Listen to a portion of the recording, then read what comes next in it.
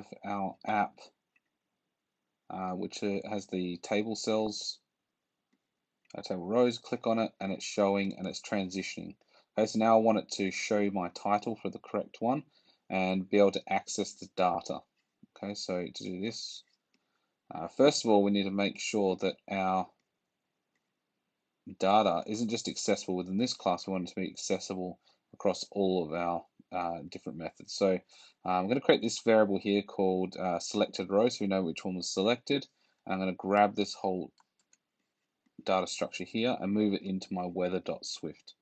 Okay, this just means that it's imported across the whole project, and I'll be able to access it from everywhere. So cut and paste it into there. Make sure you got this new selected row equals 0.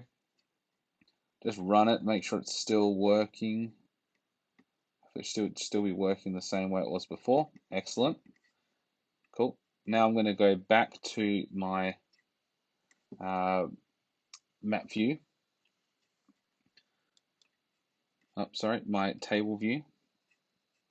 Okay, and I'm going to do two things. First of all, instead of just printing this out, I'm also going to set my selected row, which is my variable I just created, to index path dot row. Okay, this will just give me a reference so that when I want to use it anywhere else, I can. So for example, in my override function, prepare for segue. My story was segue. Sender is anyone. Segue dot destination. Oops, that's description. Destination dot navigation item dot title. Again, I've shown you how to do this in previous tutorials. And then I'm going to get my data, which is now accessible across anywhere. I'm going to get the selected row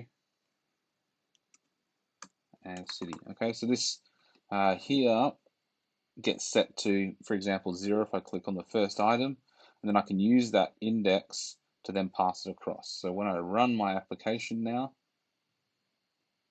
still loading, click on Melbourne, it now shows Melbourne in the navigation item.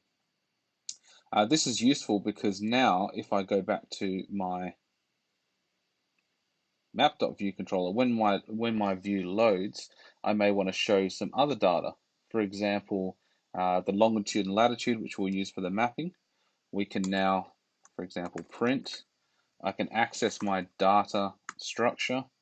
I can find the selected row because I set that as a global variable. And then, for example, let's print out the latitude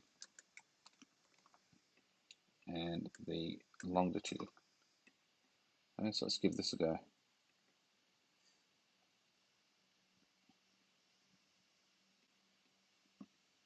Okay, my longitude and latitude now prints out.